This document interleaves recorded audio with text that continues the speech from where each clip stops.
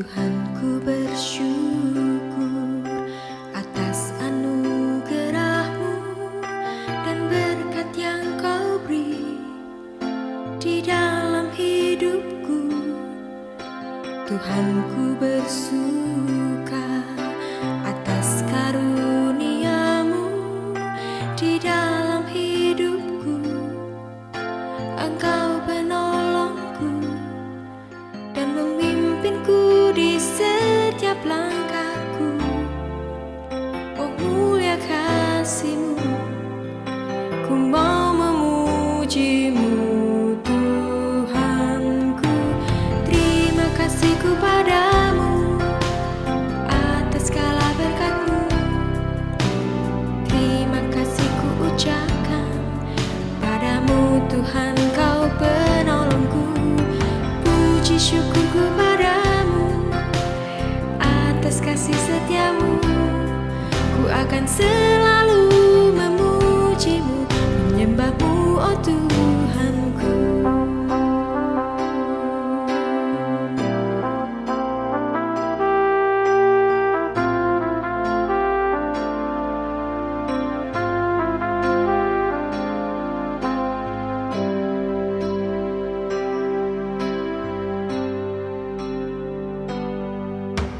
Tuhanku bersuka atas karunia-Mu di dalam hidupku.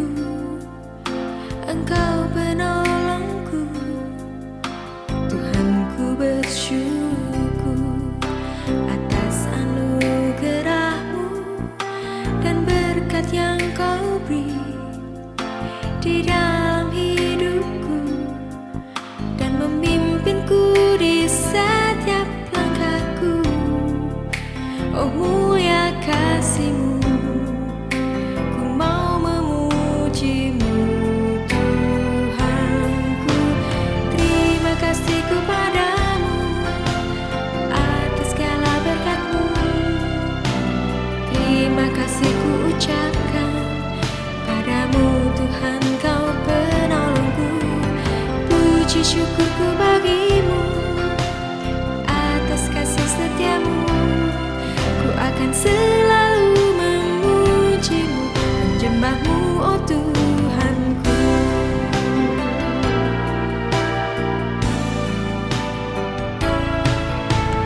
Terima kasihku padamu atas segala berkat-Mu.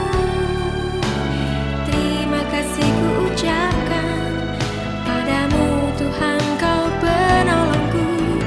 Puji syukurku padamu atas kasih setia-Mu. Ku akan selalu memuji-Mu, menyembah-Mu, oh Tuhanku. Ku mau memuji-Mu Tuhan selama-lamanya, selama-lamanya. Ku kan memuji-Mu selalu, oh Tuhanku.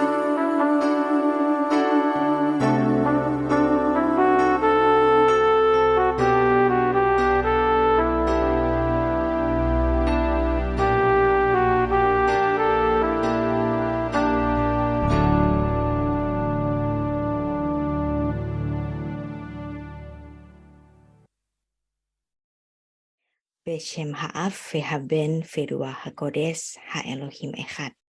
Di dalam nama Bapa dan Putra dan Roh Kudus Allah yang Esa. Amin. Pagi ini judulnya simpel saja. Tidur. Saya orang yang mengalami sulit tidur. Walau saya tahu saya harus cukup tidur. Kita semua tahu bahwa kita memerlukan waktu yang cukup untuk tidur. Saat seseorang tidur, otak dan tubuh berfungsi secara berbeda dibanding saat seseorang itu terjaga. Tidur membantu tubuh untuk memperbaiki jaringan dan sel yang rusak serta memperbarui energi yang dibutuhkan untuk beraktivitas di keesokan harinya. Kita baca Pengkhotbah 5 ayat 11. Enak tidurnya orang yang bekerja, baik ia makan sedikit maupun banyak. Tapi kekenyangan orang yang kaya sekali-kali tidak membiarkan dia tidur.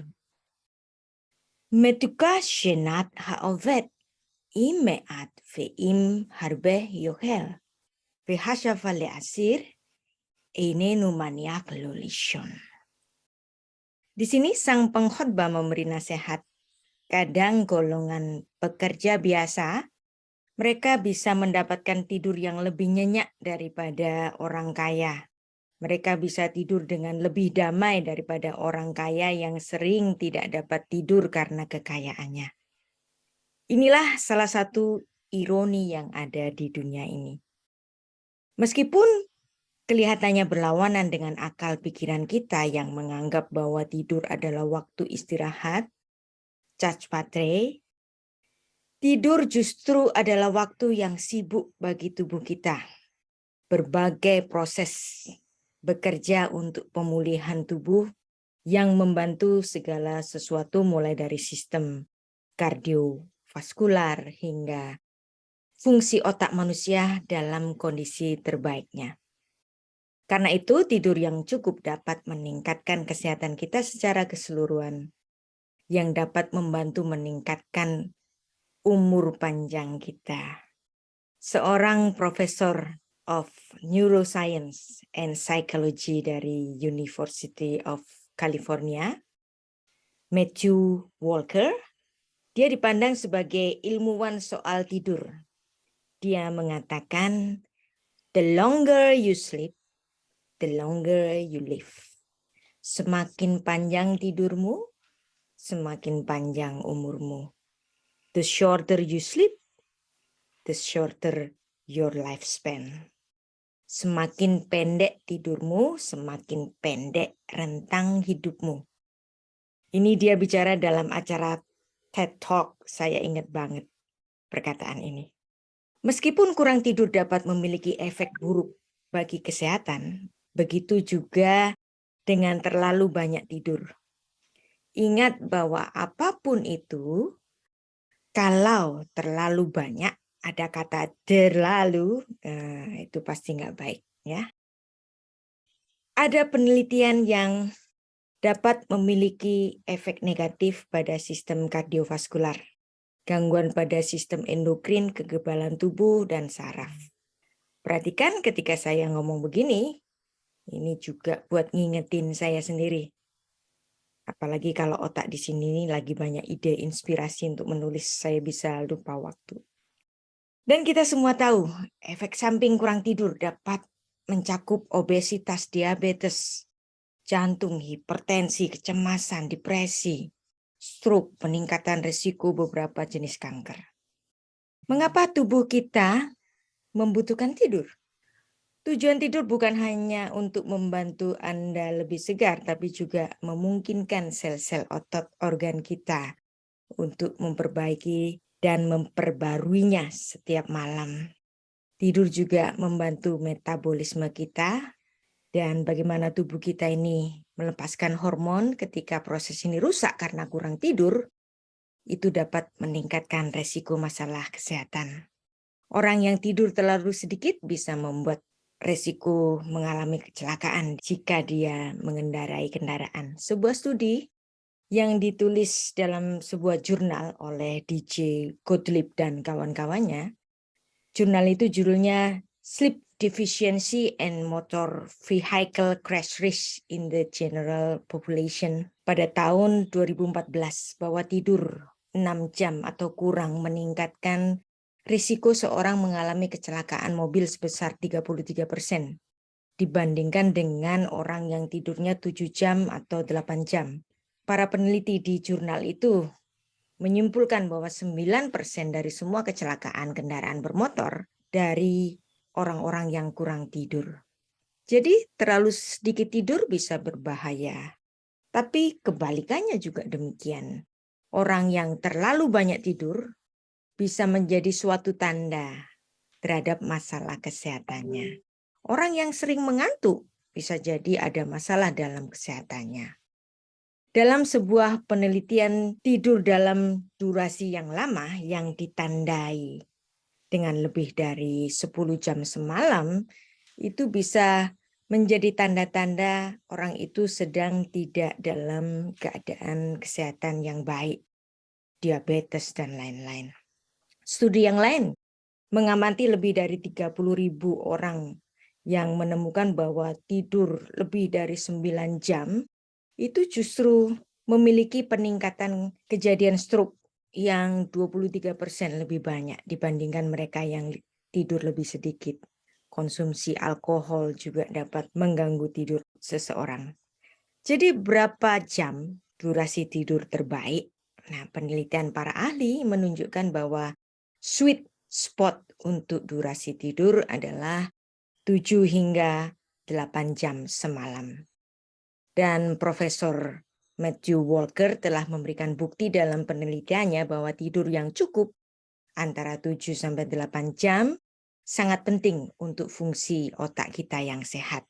Tidur, menurut Profesor Walker, memiliki kekuatan transformatif untuk mengubah hidup kita menjadi lebih baik.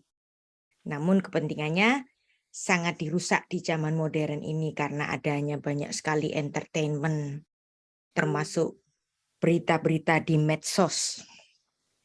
Penelitian menunjukkan bahwa Alzheimer, kanker, obesitas, dan diabetes semuanya memiliki hubungan sebab akibat yang sangat kuat akibat kekurangan tidur. Semua orang diberi waktu oleh Tuhan 24 jam sehari.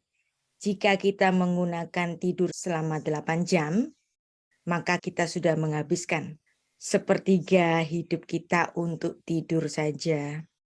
Bila kita diberikan waktu 75 tahun oleh Tuhan, artinya kita menggunakan waktu 25 tahun hanya untuk tidur. Maka mari kita mengisi waktu hidup kita secara berkualitas. Memberi dampak baik bagi keluarga dan orang-orang lain di sekitar kita. Jika Anda ingin tidur lebih nyenyak mulai malam ini, miliki waktu tidur dan bangun yang konsisten. Bahkan di akhir pekan jangan begadang. Hindari menggunakan barang elektronik sebelum tidur. Taruh aja itu gadget di tempat lain, jangan di sebelah tempat tidur kita. Buat cahaya kamar tidur kita lebih gelap. Dan jangan makan atau minum, apalagi minum alkohol atau kafein menjelang mau tidur. Berolahraga secara teratur tentu saja.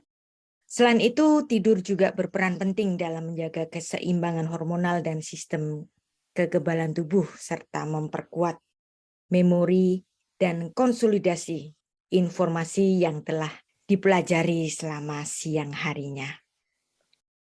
Di topik sebelumnya, saya pernah membawakan renungan dengan judul Filsafat Kematian. Filsafat sebagai latihan mati.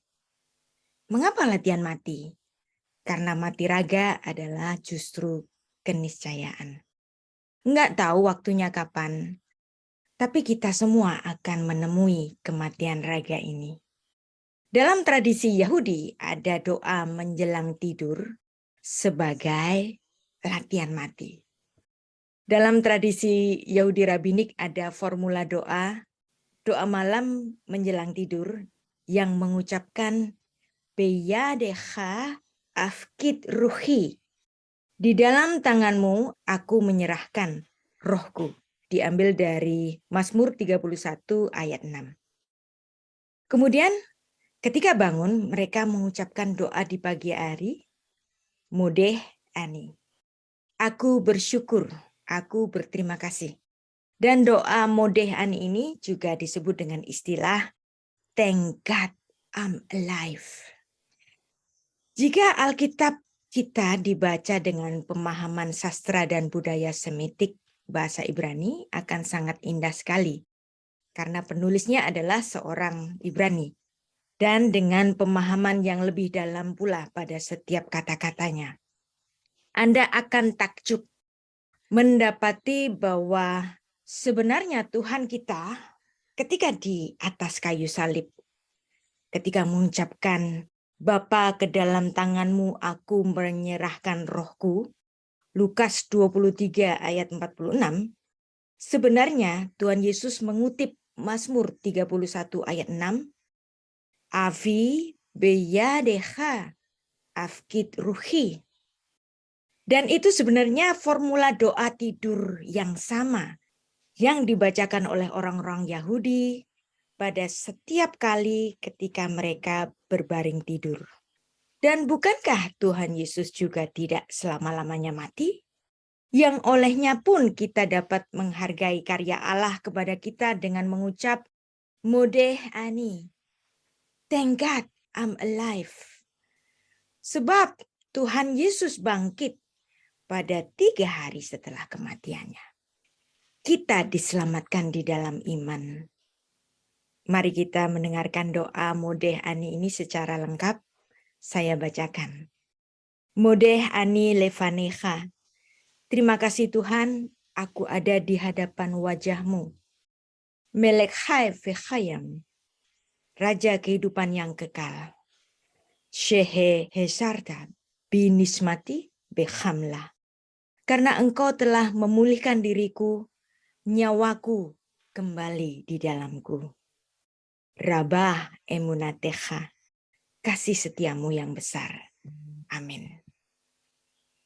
Verba Ibrani modeh adalah bentuk partisipel kala kini yang sedang berlangsung untuk menyatakan ucapan syukur, toda. Dan ini diucapkan setiap pagi oleh orang-orang Yahudi, sama seperti kita yang mengikuti DEM ini, kita bersama-sama mengucap syukur pada setiap pagi yang memberi kasih limpah kepada kita, dan kita mulai hari kita ini dengan pengucapan syukur. Jadi dalam tradisi Yahudi ada formula doa malam untuk menyerahkan nyawa. Dan doa pagi ketika nyawa itu kembali, kita bangun, ada doa pagi pengucapan syukur karena kita sudah diberi tambahan kehidupan pada hari yang baru. Orang Yahudi mengucapkan modeh ani, aku bersyukur. Ini adalah suatu kebiasaan yang menarik. Pada doa malam sebelum tidur, orang-orang Yahudi yang saleh, mereka berdoa seperti mau mati. Latihan mati. Mengutip Mazmur 31 ayat 6. Mereka berdoa dengan menyerahkan nyawanya. Beyadecha afkid ruhi. Ke dalam tanganmu, aku menyerahkan rohku. Kita baca ayatnya. Mazmur 31 ayat 6. Ke dalam tanganmu lah kuserahkan nyawaku. Engkau membebaskan aku ya Tuhan, Allah yang setia. Beyadecha afkid ruhi, padita oti, Adonai el emet. Itulah mengapa seorang Yahudi ketika malam harinya mengucapkan Beyadecha afkid ruhi, ke dalam tanganmu aku menyerahkan rohku. Dan ketika bangun pagi, ia merasakan dirinya aman, menghirup udara segar, udara pagi, dan mensyukurinya dengan mengucapkan doa, Modeh ani, aku bersyukur, aku berterima kasih. Yang mana doa ini juga disebut dengan istilah, Thank God, I'm alive. Dalam buku pendidikan dasar di Amerika yang digunakan sejak abad 18, The New England Primer, mengajarkan suatu formula doa malam sebelum tidur yang juga didasarkan pada Mazmur 31 ayat 6. Dan doa ini lazim diajarkan para orang tua kepada anak-anak mereka sebelum tidur. Now I lay me down to sleep. I pray the Lord my soul to keep. If I should die before I awake, I pray the Lord my soul to take. Setiap malam kita latihan mati. Menyerahkan nyawa kita di dalam naungan Allah Sang Penolong. Kata Rabbi Pinchas Taylor, in order to wake up with motivation, you need to go to bed with satisfaction. Jadi sabda Tuhan Yesus Kristus di kayu salib menyerahkan nyawanya adalah seperti doa malamnya orang-orang Yahudi. yang dimana Tuhan Yesus pun mengutip Mazmur 31 ayat 6. Avi beyadecha afkit ruhi. Bapa, ke dalam tanganmu aku menyerahkan rohku. Yang ditulis dalam Lukas 23 ayat 46. Lalu Yesus berseru dengan suara nyaring. Ya Bapa, ke dalam tanganmu kuserahkan nyawaku. Dan sesudah berkata demikian, ia menyerahkan nyawanya. Vayikra Yeshua bekol gadol vayomer. Avi beyadecha afkit ruhi. Persis dengan Mazmur 31 ayat 6 ini. Vayehi kekaloto ledaber, vayipak nafsho. Menarik bukan?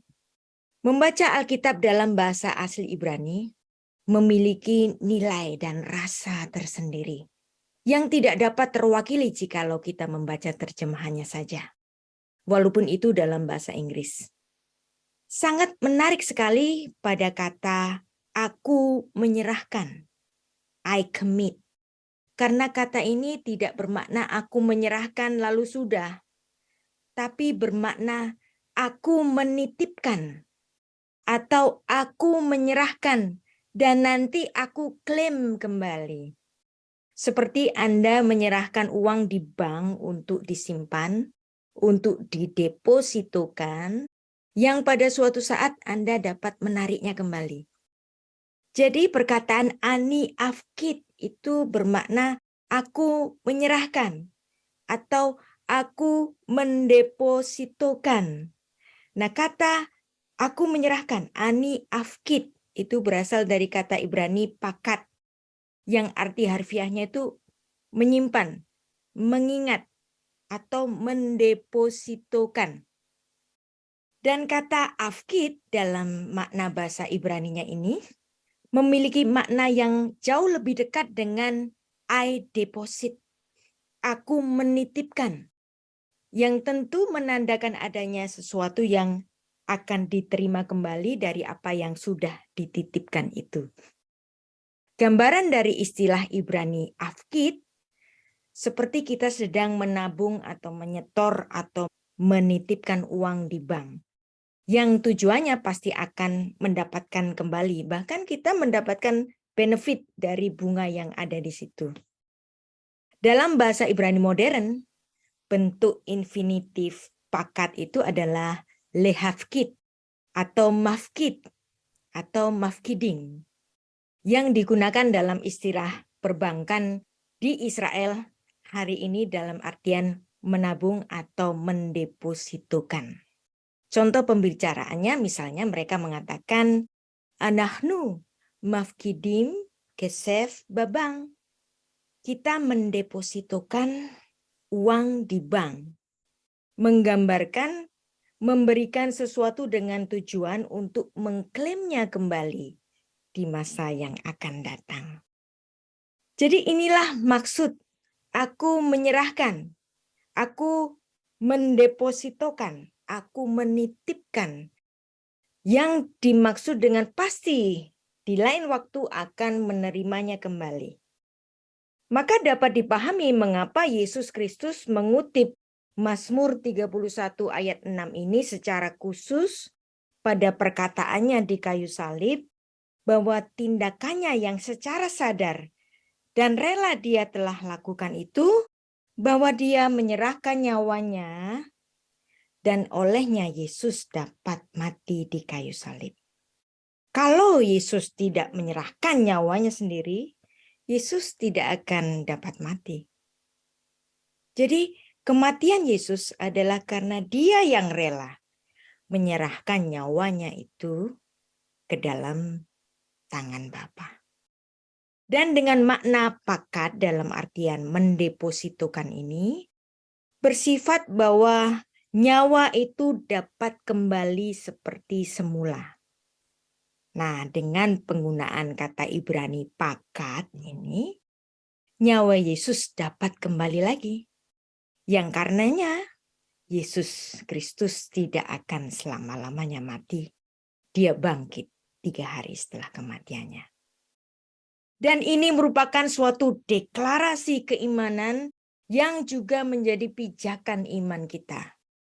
Bahwa Yesus Kristus mendepositokan nyawanya ke tangan Bapa Sorgawi. Dan dia pasti akan mendapatkannya kembali pada kebangkitannya. Dari antara orang-orang mati pada hari yang ketiga. Ya, dia bangkit. Di kayu salib, Sang Mesias mengutip Mazmur 31 ayat 6. Dan perkataan ini juga digunakan oleh banyak orang Kristen sebelum mereka meninggal. Mereka mengucapkan kata-kata terakhir seperti itu. Afi beyadecha afkit ruhi, Bapa ke dalam tanganmu, aku menyerahkan rohku. Sebab ketika orang-orang percaya ini mati, mereka akan menerima kehidupan yang kekal di rumah Bapa. Maka kita semua dapat menggunakan teladan doa ini yang mengutip Mazmur 31 ayat 6. Kita menitipkan roh kita kepada Bapa. Kita mendepositokan roh kita ke dalam tangan Bapa. Dan kita mendapatkannya kembali. Sebab kita menitipkan apa yang kita punya ini kepada seorang banker yang paling handal di alam semesta ini. Bapa akan selalu mengingat bakat roh yang kita titipkan kepadanya sebagai sesuatu yang berharga untuk dijaganya. Ketika kita hidup, kita tahu kita tidak akan hidup selamanya di bumi oleh karena dosa Adam.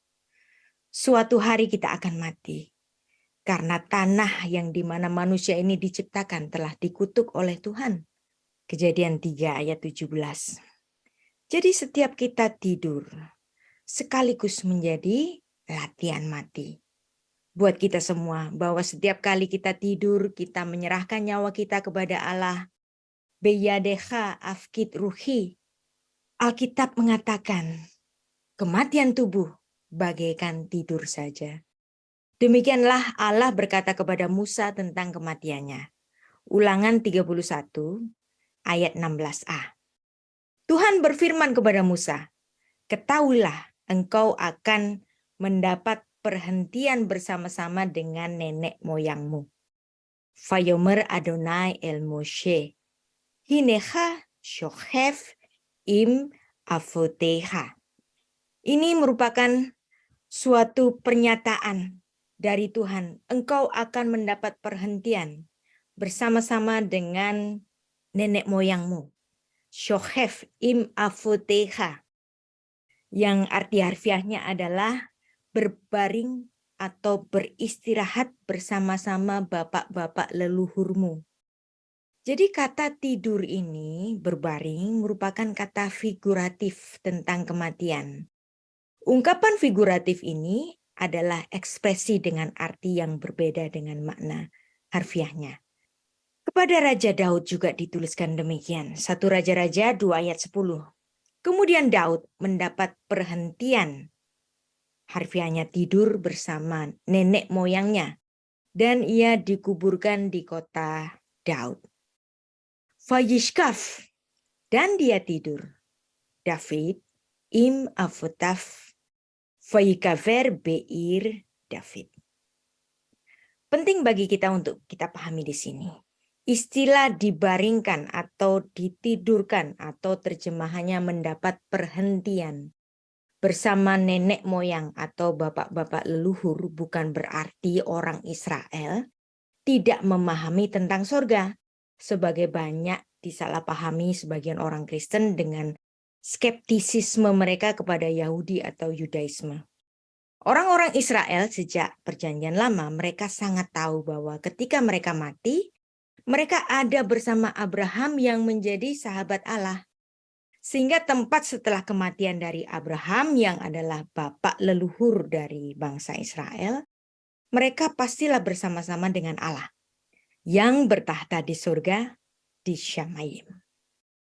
Sehingga ada istilah pangkuan Abraham atau El-Hek Abraham yang justru diucapkan oleh Tuhan Yesus dalam Lukas 16 ayat 22-23. Yaitu suatu tempat di mana orang-orang benar pergi setelah kematiannya. Dan ini juga berkaitan dalam kitab tradisi orang Yahudi dalam Kiddushim 72b dan Eka 1 ayat 85. Bagi kalangan Yahudi, ungkapan pergilah kepada Abraham bapamu itu berarti meninggal dunia dan pergi ke surga. Kalangan Yahudi menyatakan bahwa tempat tinggal sementara orang beriman adalah pangkuan Abraham, di pangkuan Abraham, Elhek Abraham, yaitu Firdaus atau surga. Sebagaimana dituliskan dalam Lukas 16 ayat 22. Jika Abraham ada di surga, tentu saja keturunan Abraham pun ada di sana, yaitu orang-orang yang benar yang mati di dalam Tuhan. Jadi tidur secara harfiah maupun tidur secara figuratif, mati, bagi orang-orang percaya adalah berkat. Jadi mulai malam ini mari kita tidur secara berkualitas. Ingat, tidur 7 atau 8 jam semalam yang kita perlukan untuk waktu istirahat. Setelah tidur dan setiap pagi kita mendapati keadaan tubuh kita yang lebih segar selepas istirahat malam, kita mengucapkan syukur dengan berkata, Modeh ani, thank God I'm alive. Bahkan suatu saat nanti, satu keniscayaan di masa depan keadaan ini, kita akan dapat temui bersama-sama bahwa kita benar-benar mati meninggalkan dunia ini. Tuhan Yesus akan berkata kepada kita semua seperti kepada putri Yairus, anak itu bukan mati, tapi tidur. Seperti yang ditulis dalam Markus 5 ayat 41. Dan dia bersabda, Talita kumi, yang artinya, hai domba kecil, bangunlah. Bukankah kita semua adalah domba-dombanya? Jadi kematian justru awal dari kehidupan kita menuju kekekalan, dan kita akan disapa oleh Tuhan Yesus, Talita kumi, hai domba kecil, bangunlah. Kita akan bangun di langit baru dan bumi yang baru. Dan kita sebagai orang percaya akan bersama-sama berkata, thank God I'm alive. Modeh ani. Amin. Kita berdoa. Bapa, terima kasih untuk pengertian yang Kau berikan kepada kami. Untuk tidur yang Kau berikan kepada kami untuk istirahat. Dan terima kasih Tuhan, tidur secara harfiah, tidur secara figuratif, semuanya adalah berkat bagi kami. Karena kami selalu bersama-sama dengan Engkau. Dan terima kasih Tuhan, kami mengucap syukur kami yang hidup pada pagi ini. Thank God we are alive. Dan kami memulainya bersama-sama dengan Engkau. Beshem ha'af ve'haben ve'ruah hakodes ha'elohim echad. Di dalam nama Bapa dan Putra dan Roh Kudus, Allah yang Esa. Amin.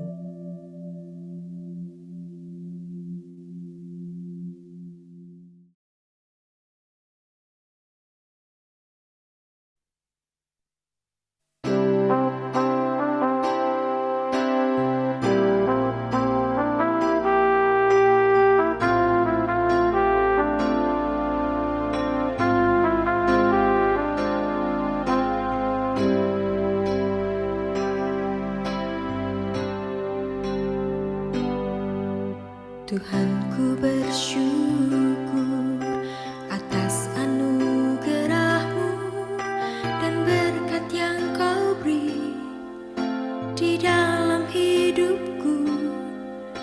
Tuhanku bersuka atas karunia-Mu di dalam hidupku. Engkau penolongku dan memimpinku di setiap langkahku. Oh mulia kasih-Mu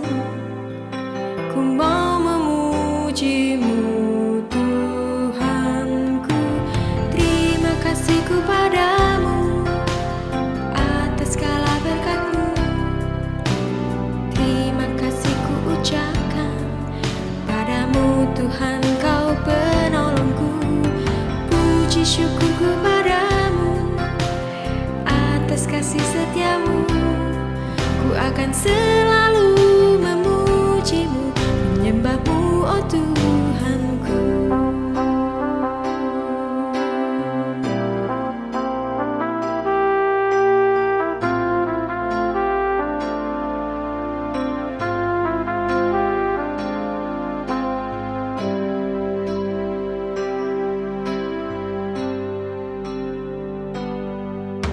Tuhanku bersuka atas karunia-Mu di dalam hidupku. Engkau penolongku. Tuhanku bersyukur atas anugerah-Mu dan berkat yang Kau beri di dalam hidupku dan memimpinku di setiap langkahku. Oh mulia kasih-Mu, ku mau memuji-Mu Tuhanku. Terima kasihku padamu atas segala berkat-Mu. Terima kasihku ucapkan padamu Tuhan, Kau penolongku. Puji syukurku bagi-Mu atas kasih setia-Mu. Ku akan selalu memuji-Mu, menyembah-Mu, oh Tuhanku.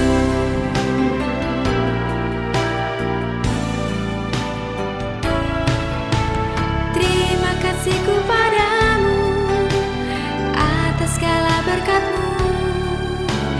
Terima kasihku ucapkan padamu Tuhan, Kau penolongku.